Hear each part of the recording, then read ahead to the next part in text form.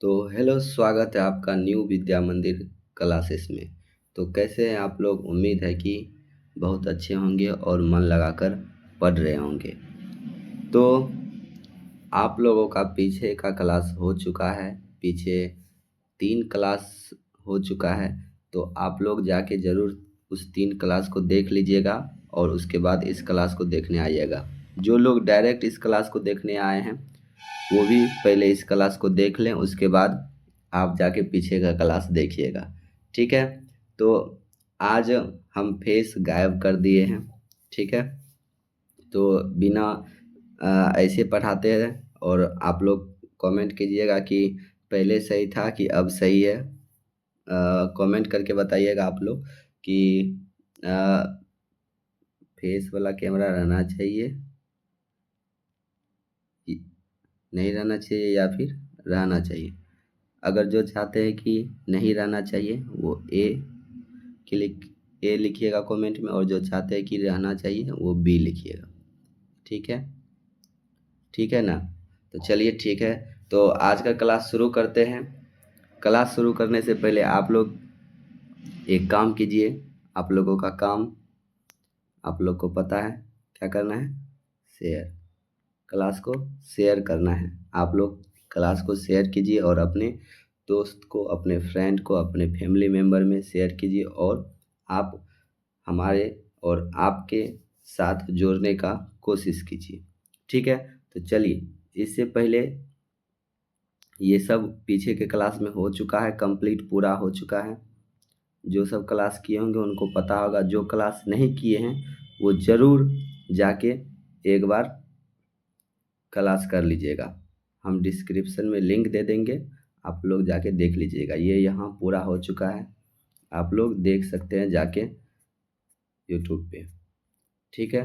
आपको डिस्क्रिप्शन में लिंक मिल जाएगा, आप लोग देख लीजिएगा। ठीक है? तो चलिए, अब जहाँ से पीछे क्लास में ख़त्म हुआ था उससे आगे चलते हैं। तो पहला है प्रत्यावर्ती चाप। क्या है?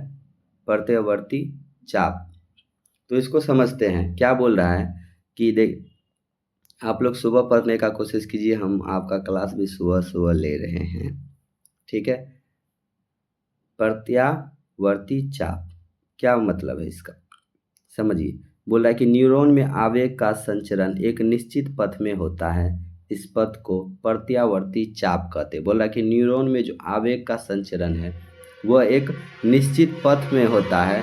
इस पथ को प्रत्यावर्ती चाप कहते हैं। पीछे बैकग्राउंड में आवाज़ आ रहा होगा आप लोग को गाड़ी का। इग्नोर करते हुए मेरी बातों को सुनिए। ठीक है?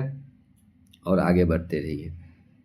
तो न्यूरॉन में आवेग के संचरण एक निश्चित पथ में होता है। इस पथ को हम क्या कहते हैं? प्रत्यावर्ती चाप कहते हैं। न्यूरॉन के बारे में आप लोग पढ़ चुके हैं, जिसको नहीं पता है वो पीछे का क्लास देखिए, समझ में आ जाएगा। ठीक है? तो न्यूरॉन में जो आवेग का संचरण होता है वो एक निश्चित पथ में होता है, और जो पथ जो होता है, पथ मीन्स रास्ता, जो रास्ता है उसी को प्रत्यावर्ती चाप कहते हैं। तो इस चाप में निम्नलिखित घटक होते हैं जो आवेग के चालन में भाग लेते हैं। इस चाप में निम्नलिखित घटक होते हैं जो आवेग के चालन में क्या लेते हैं? भाग लेते हैं। तो आवेग का जो चालन में जो भाग लेता है उसके बारे में भी हम लोग को क्या करना है? जानना है। ठीक है? ठीक है ना? तो पहला है ग्राही अंग या रिस्पेटर्स। क्या लिखा हुआ है? वही लिखा हुआ है। ठीक है? तो ग्राही अंग, आप लोग इंग्लिश में नाम याद रखना चाहते हैं इंग्लिश में रखिए, हिंदी में रखना चाहते हैं हिंदी में रखिए, जैसे रखना चाहते हैं वैसे रखिए। ठीक है? ग्राही अंग या इंग्लिश में लिखा हुआ है तो रिसेप्टर्स। रिस्पेटर्स। तो बोल रहा है ये त्वचा पेशियों तथा अन्य अंगों में मौजूद रहते। ये त्वचा पेशियों तथा अन्य अंगों में मौजूद रहते। कहाँ मौजूद रहते हैं? त्वचा पेशियों तथा अन्य अंगों में मौजूद रहते हैं। ग्राही अंग विभिन्न प्रकार के उद्दीपन को ग्रहण करते हैं। उद्दीपन का मतलब भी आप लोग को बताया गया है। ठीक है? तो ये त्वचा पेशीय तथा अन्य अंगों में मौजूद रहते हैं और ग्राही अंग में विभिन्न प्रकार के उद्दीपन को ग्रहण करते हैं। ठीक है। अब दूसरा क्या है, संवेदना मार्ग। क्या है, संवेदना मार्ग। बोला ग्राही अंग द्वारा उद्दीपनों के ग्रहण किए जाने के पश्चात इन उद्दीपनों का संचारण संवेदी न्यूरॉन में होता है। ये संवेदी न्यूरॉन संवेदना मार्ग का निर्माण करते हैं। आप लोग को इसमें 2 बार उद्दीपन मिल गया, तो आप जाइए, शायद दूसरा क्लास में किसी बच्चे ने कमेंट करके पूछा है, हम उसके नीचे बहुत अच्छे से उस कमेंट का रिप्लाई दिए हैं और बताए हैं, आप लोग जाके पढ़ लीजिए। ठीक है। चलिए आगे चलते हैं। उसके बाद क्या है, तंत्रिका केंद्र। तंत्रिका केंद्र बोला मस्तिष्क और स्पाइनल कॉर्ड तंत्रिका केंद्र का काम करते हैं। बोला मस्तिष्क और स्पाइनल कॉर्ड जो है वो तंत्रिका केंद्र का काम करते हैं। ये संवेदना मार्ग से आए हुए संदेश को प्राप्त कर उचित आदेश देने का कार्य करते हैं। बोला जो भी इसको इन्फॉर्मेशन आता है, जो भी संवेदना इसको आता है, उस संवेदना को प्राप्त करके उचित आदेश देने का कार्य करता है। एक सही आदेश देने का क्या करता है, काम करता है। कोई इसको संवेदना आया कि किसी ने गर्म लोहा तुमको सटा दिया, मान लो किसी ने गर्म लोहा हाथ पे सटा दिया, तो इसके पास संवेदना गया कि किसी ने गर्म लोहा क्या किया है, सटा दिया है। तो वो उस संवेदना को प्राप्त करके जो भी उचित आदेश होगा वो हमारे माइंड को हमको देगा और वैसा उसके साथ तुम तुरंत कर देगा। ठीक है। अब है प्रेरक मार्ग। क्या है, प्रेरक मार्ग।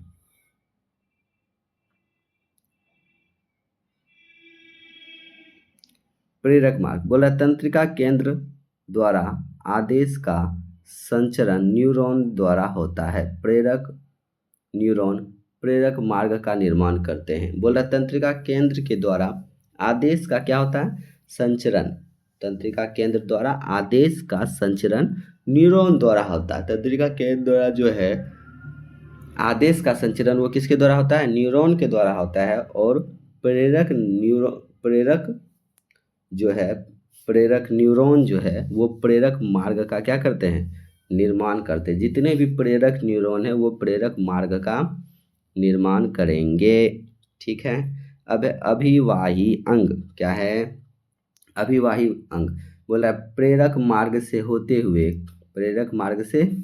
हुए आदेश अभिवाही अंगों में पहुंचते हैं। प्रेरक मार्ग, देखो प्रेरक मार्ग का कैसे निर्माण हुआ, प्रेरक न्यूरॉन प्रेरक मार्ग का निर्माण करेगा। अब प्रेरक मार्ग का निर्माण हो गया तो प्रेरक मार्ग से होते हुए आदेश अभिवाही अंग में पहुंचते हैं, जहां पर केंद्रीय तंत्रिका तंत्र से प्राप्त आदेश के अनुसार उचित अनुक्रिया होती है। पेशियां अभिवाही अंग होती है और ये तंत्रिका केंद्र से प्राप्त आदेशों के अनुसार कार्य करते हैं। तंत्रिका केंद्र के द्वारा तंत्रिका केंद्र से जो भी आदेश मिलेगा उसी के अनुसार ये अपना काम करेगा अभिवाही अंग। ठीक है। ये एक सामान्य प्रतिवर्ती चाप है। ठीक है।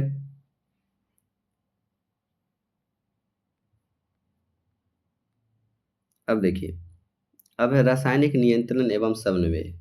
इससे पूरा समझिए एक ही बार में कि देखिए बोला जंतु में विभिन्न प्रकार, क्या बोला जा रहा है,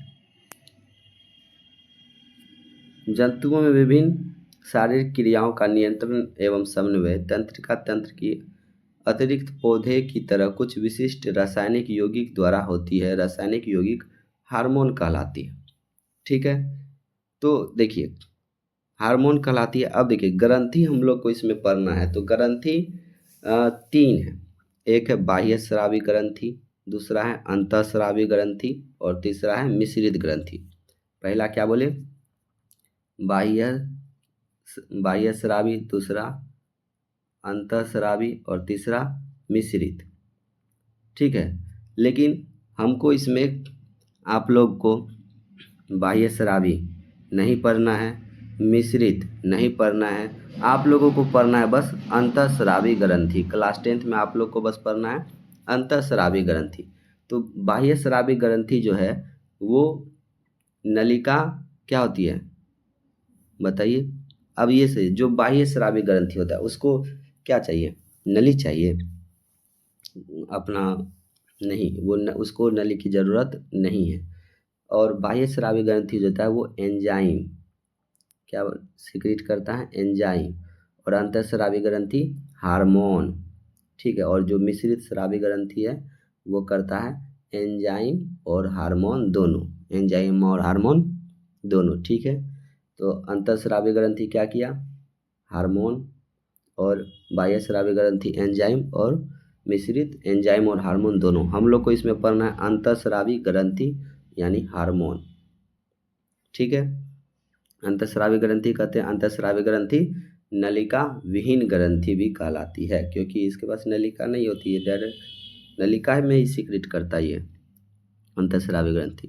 देखिए लिखा होगा, हार्मोन का स्राव शरीर की कुछ विशेष प्रकार की ग्रंथियों द्वारा होता है जिन्हें अंतःस्रावी ग्रंथि कहते हैं। अंतःस्रावी ग्रंथि नलिका विहीन डक्टलेस ग्लैंड भी कहलाती है, क्योंकि इसमें स्रावन के लिए नलिका नहीं होती। नलिका होने के कारण ये ग्रंथि अपने स्राव हार्मोन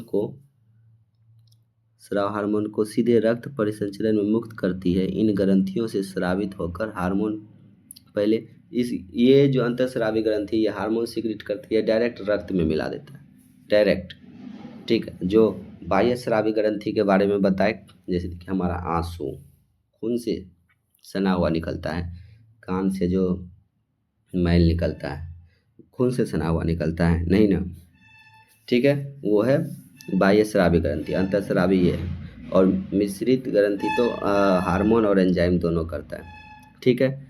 तो अब हार्मोन क्या है, हार्मोन प्रेरक का काम करता है। हार्मोन क्या करता है हमारे शरीर में, प्रेरक का काम करता है। ग्रंथि एक थैली संरचना है, थैले जैसी संरचना है, ठीक है। अब आप लोग को मनुष्य के अंतःस्रावी तंत्र के बारे में पढ़ना है, ठीक है।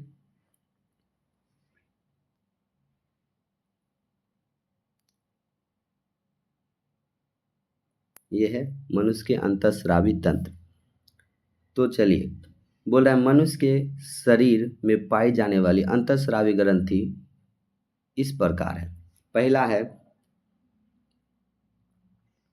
प्यूटिटरी ग्रंथि, प्यूटिटरी ग्रंथि। दूसरा है थायराइड ग्रंथि। तीसरा है पाराथायराइड ग्रंथि। फिर चौथा है एड्रिनल ग्रंथि। और पांचवा है अग्नाशय ग्रंथि। और अग्नाशय की लोगर हैंस की दीपिका। और छठा है जनन ग्रंथि। जनन ग्रंथि कौन है, अंडाशय और वृषण, ठीक है। वैसे तो और भी सारी ग्रंथियाँ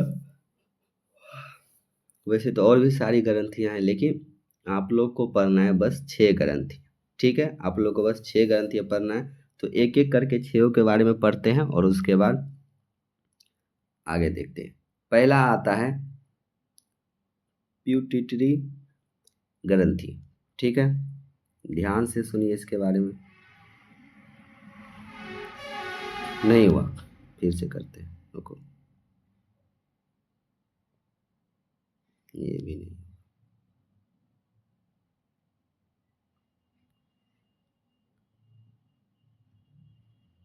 क्या होता है, अरे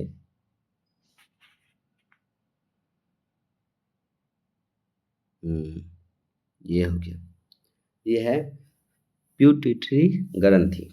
क्या बोल रहा है इसमें कि यह कपाल की सेफनॉइड हड्डी में एक गड्ढे में स्थित रहती है। यह मस्तिष्क के अर्धतरल के मध्य में एक वृत्त द्वार संबंध रहती है।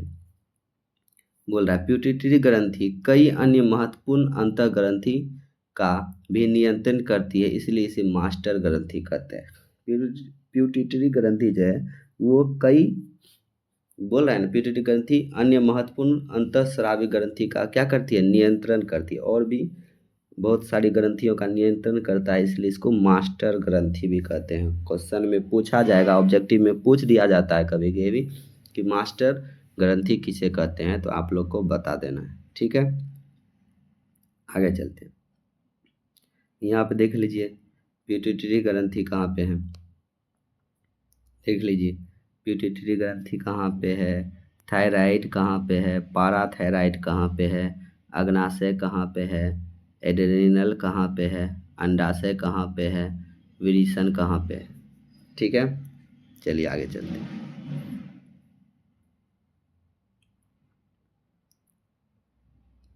बोल रहा है पिट्यूटरी ग्रंथि दो मुख्य भागों अग्रपिंडक तथा पश्च पिंडक में बटा होता है। अग्रपिंडक और पश्च पिंडक में बटा होता है।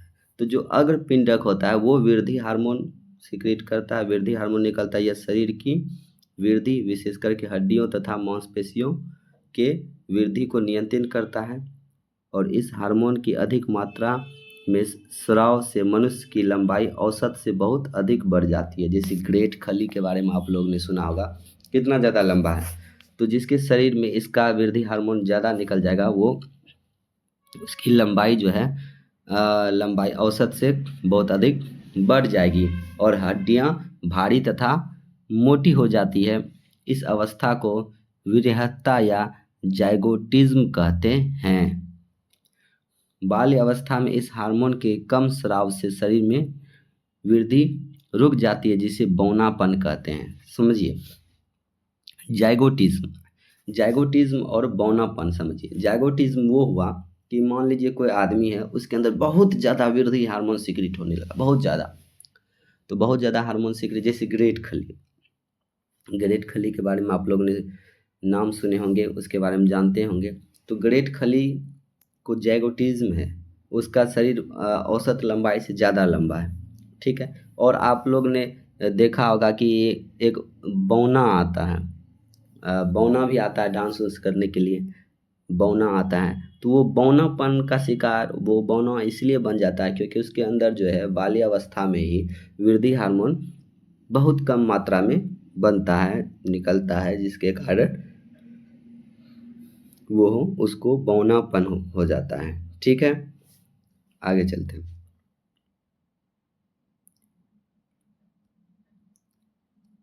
आगे बोल रहा है अग्रपिंडक द्वारा स्रावित अन्य हार्मोन नर में शुक्राणु तथा मादा में अंडाणु बनाने की क्रिया नियंत्रण करता है। बोल रहा जो अग्रपिंडक है वो नर में शुक्राणु तथा मादा में अंडाणु बनाने की क्रिया को क्या करता है, नियंत्रित करते हैं और एक अन्य हार्मोन मादा के स्तनों का दुग्ध स्राव के लिए उत्तेजित करता है और अग्रपिंडक ही से ही मादा में के स्तनों में दुग्ध स्राव के लिए क्या होता है, उत्तेजित करता है।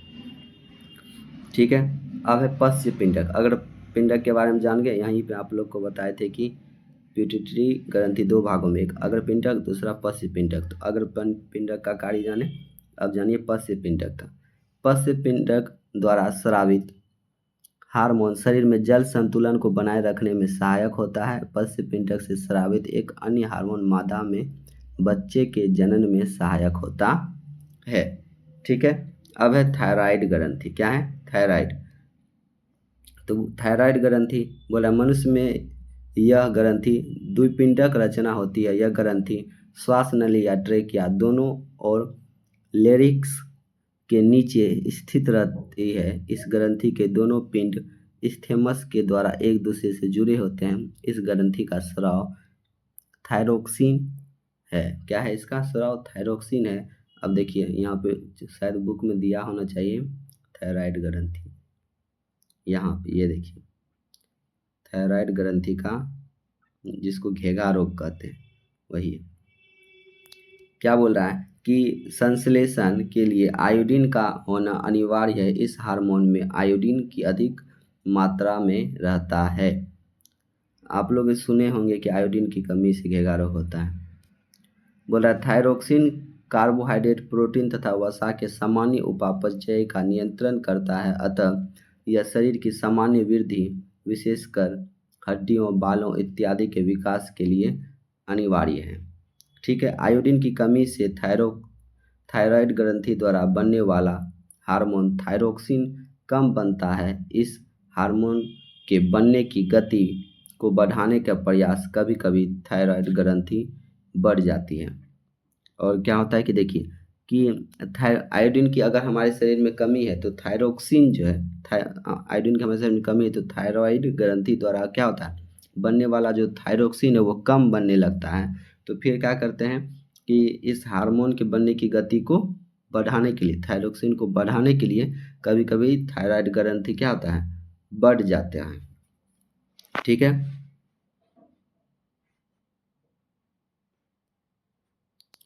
और जिसे घेगा या ग्वाइटर ग्वाइटर कहते हैं। थायरोक्सिन की कमी से शारीरिक तथा मानसिक वृद्धि प्रभावित होती है। इस कारण से हमारे भोजन में आयोडीन का अनिवार्य रूप से होना आवश्यक है। अपने नमक के पैकेट पर आयोडीन युक्त नमक लिखा हुआ अवश्य देखें। तो आप लोग नमक जो खाते हैं उसमें ज़रूर ये देखिए कि उसमें लिखा हुआ है कि आप आयोडीन युक्त नमक खा रहे हैं या नहीं, कि गाय भैंस वाला नमक खा रहे हैं। आयोडीन युक्त नमक खाइए, नहीं तो अगर आयोडीन की कमी होगी तो घेगा रोग हो सकता है। ठीक है, तो आप नमक का पैकेट लेते तो उस पर देख लीजिए लिखा हुआ है कि नहीं, कि आयोडीन युक्त नमक है कि नहीं। ठीक है, अब है पाराथायराइड ग्रंथि। देखिए बोला ये मटर की आकृति की पलियुक्त ग्रंथियां हैं। ये ग्रंथियां ये थायराइड ग्रंथि के पीछे स्थित रहती है। ये थायराइड ग्रंथि के पीछे स्थित रहती है और संयोजी ऊतक के एक संपुट द्वारा उससे अलग रहती है। इसके द्वारा स्रावित हार्मोन रक्त में कैल्शियम की मात्रा को नियंत्रित करता है। इसके द्वारा जो स्रावित हार्मोन होता है वो रक्त में कैल्शियम की मात्रा को क्या करता है, नियंत्रित करता है। तो आगे है एड्रेनल ग्रंथि। क्या है, एड्रेनल ग्रंथि। बोल रहा है यह सुप्रीनल ग्लैंड भी कहलाता है। यह प्रत्येक ग्रंथि यह प्रत्येक वृक्क के ऊपरी सिरे पर अंदर की ओर स्थित रहता है। प्रत्येक वृक्क के ऊपरी सिरे पर अंदर की ओर स्थित रहता है। वस्तुतः एड्रेनल ग्रंथि दो भागों के होते हैं। एड्रेनल ग्रंथि दो भाग होते हैं, बाहरी कॉर्टेक्स और अंदरूनी मेडुला। ये दोनों भाग कार्यात्मक रूप तथा उत्पत्ति में भी एक दूसरे से क्या होते हैं, भिन्न होते हैं, अलग होते हैं।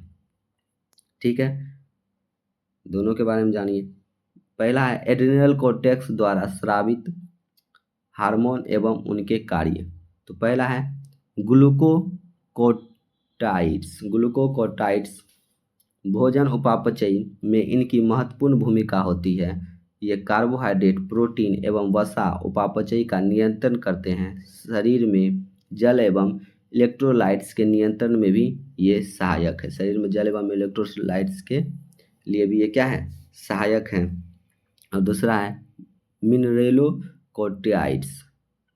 बोल रहा है इसका काम क्या है, इनका मुख्य कार्य वृक्क नलिका द्वारा लवण के पुनः अवशोषण एवं शरीर में अन्य लवणों की मात्रा का नियंत्रण करना है। ये शरीर में जल संतुलन का भी नियंत्रण करता है। ये शरीर में जल संतुलन का भी क्या करता है, नियंत्रण करता है। और लिंग हार्मोन जो है, ये हार्मोन पेशियों तथा हड्डियों के परिवर्धन, बाह्य लिंगों, बालों के आने का प्रतिमान एवं यौन आचरण का नियंत्रण करता है।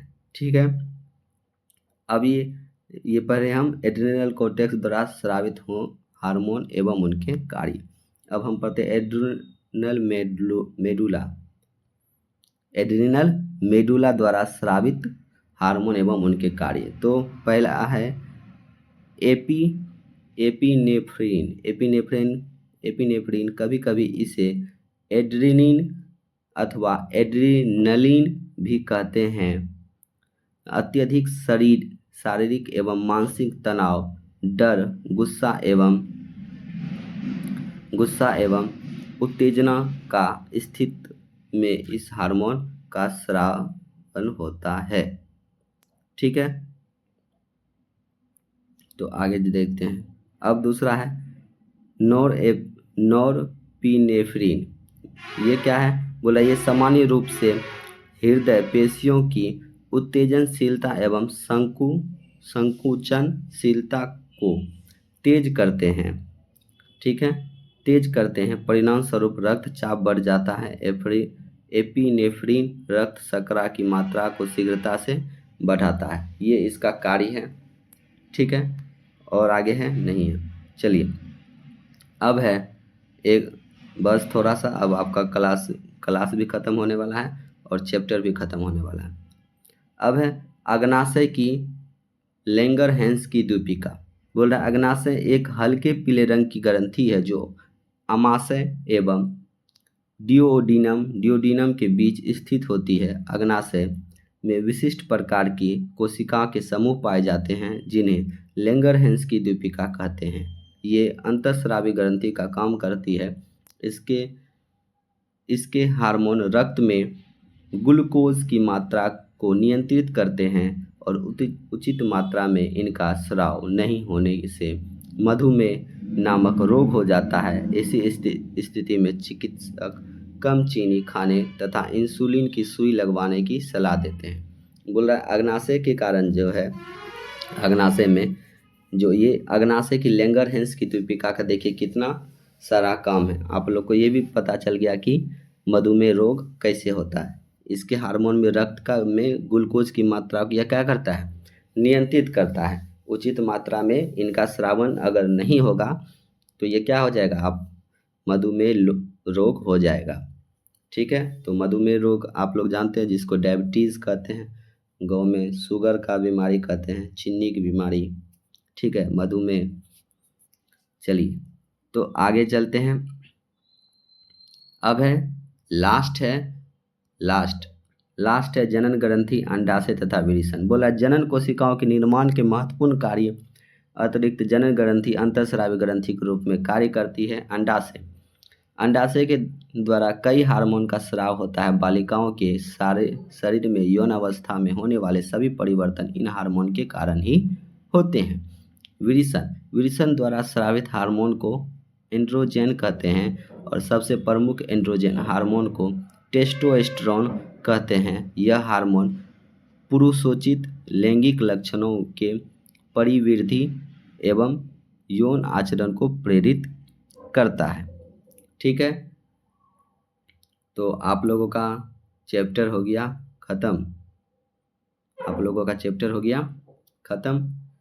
तो आप लोगों को क्लास कैसा लगा?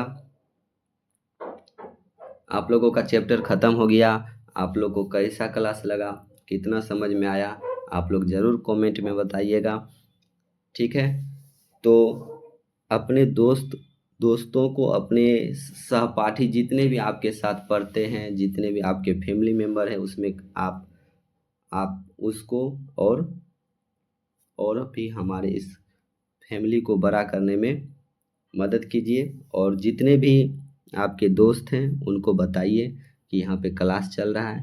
ठीक है, तो आप अपने दोस्त के साथ शेयर कीजिए, अपने फैमिली के साथ शेयर कीजिए, अपने क्लासमेट के साथ शेयर कीजिए, सभी के साथ शेयर कीजिए और अपने साथ और हमारे साथ जोड़ने का कोशिश कीजिए। ठीक है, तो आप लोगों को क्लास कैसा लगा कमेंट में बताइएगा। और आप लोगों को कितना समझ में आया, क्या डाउट है वो भी पूछिएगा कमेंट में। जिसको जो भी डाउट है कमेंट में पूछिएगा। जिस क्लास कैसा लगा वो भी कमेंट में पूछिएगा। और फर्स्ट में जो हम क्वेश्चन पूछे थे उसका भी जवाब कमेंट में दीजिएगा। ठीक है, तो तब तक के लिए हंसते रहिए, मुस्कुराते रहिए और मन लगाकर पढ़ते रहिए।